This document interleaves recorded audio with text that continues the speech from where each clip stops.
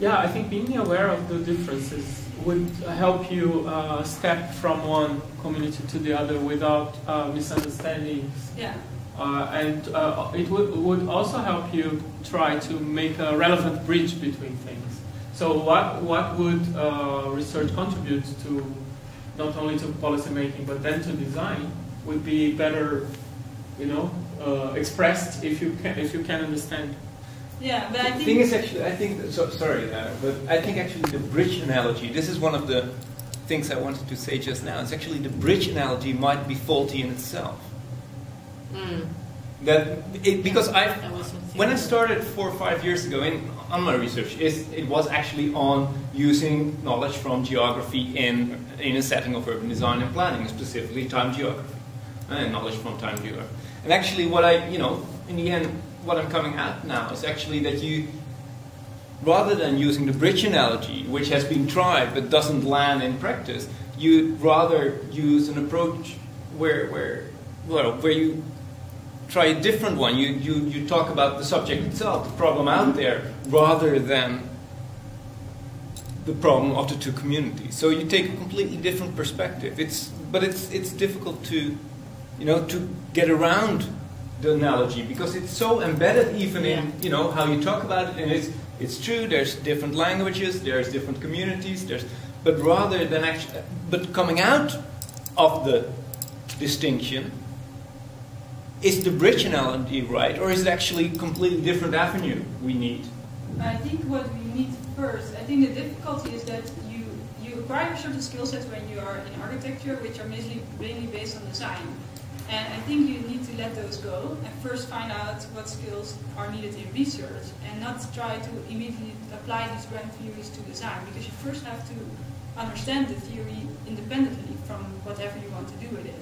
And I think the difficulty is to let go of your skills, because it's like you just, when you start to read a new article, you just rely on the skills that you've already learned. It's like an automatic process, and it takes a little while to realize that how to let that go.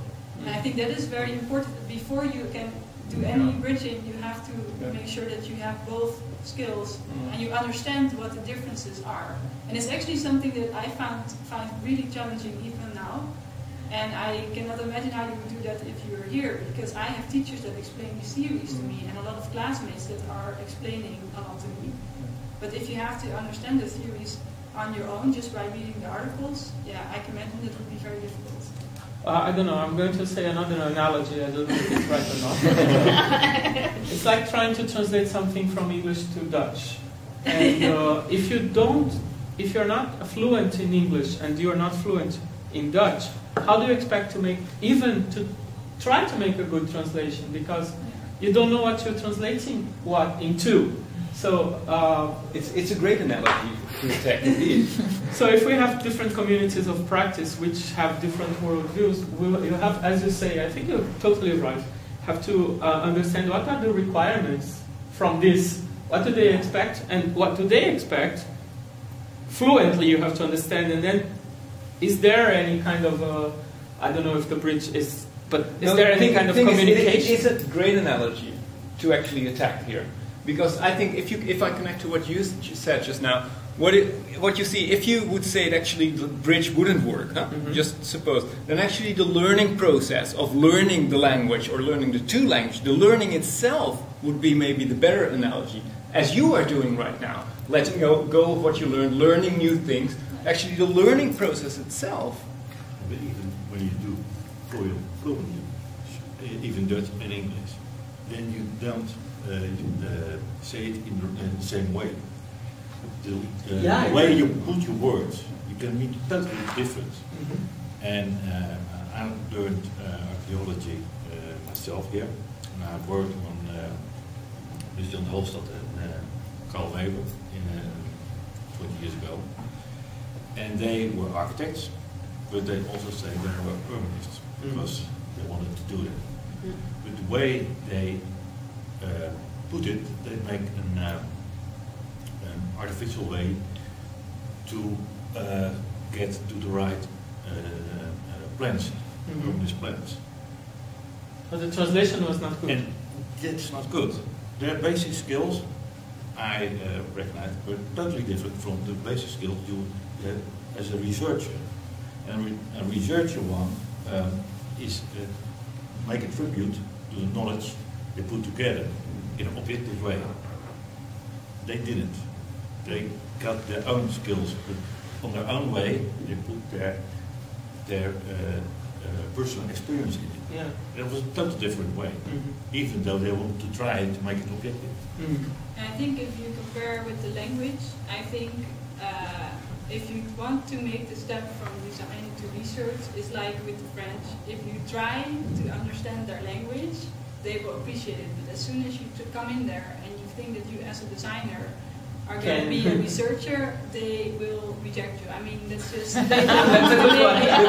They will accept you learning it. That was my point, actually. That the learning itself is important, rather than you have to make the an translation. attempt of getting out of the design and trying to understand their world. Which is what you are doing, actually. Yeah. You are not going there and saying, I speak French. Hello? No, you're going there and say, well, I don't speak French very well, but I want to learn it with you. But I have to say that at first I had a more approach of let's see what I can do as a designer. But gradually I found out like I had those problems a couple of times where teachers just would not communicate in the way I intended. I just went there. I went to visit the teacher just because that was what I was used to here, that you could just go in. But you have to know those kind of rules in order to be able to work with them. And they're not going to change their things. The thing is actually, if you translate this to an organizational level, that organization would be much richer and if it would be self-learning as well. So if the learning doesn't only come from you as coming there, and this translates into planning institutions. That what happens a lot, what doesn't happen a lot is actually that organizations are organized as learning organizations. And but they're rather, not, you're saying. They're not. They're rather organized as organizations that, according to that model of body of knowledge, researchers delivering knowledge and designers putting knowledge together into proposals. So and it's quite a static, linear organization of organizations, while a lot of organizations are still organized like that. Yeah, I do have to say that I made this pretty abstract because they do have some more complicated. They got some more complicated.